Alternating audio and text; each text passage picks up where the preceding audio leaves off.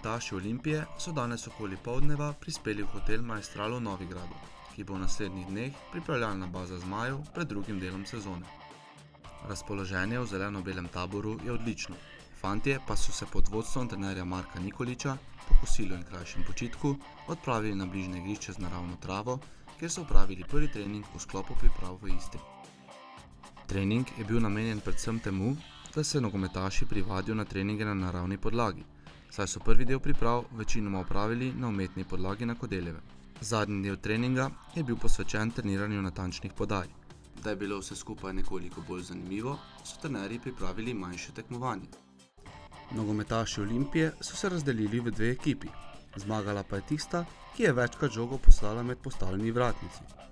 Bolj natančni so bili fantje v rumenih majicah, ki so zmago takole proslavili. Poraženci pa... Prve vtise v pripravah je strnil Nik Kapun. Ja, pa še malo spremembe okolja. Danes smo prišli in zdaj naredili prvi trening, ki je bil bolj lažji, da smo se poradili na naravno podlago, tako da jutro pa štartamo na polno.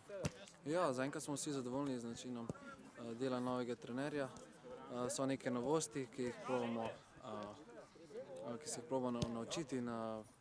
Najboljši pokazatelj za to pa so tekme, na katerih probamo to izvesti in zaenkrat nam gre kar v redu.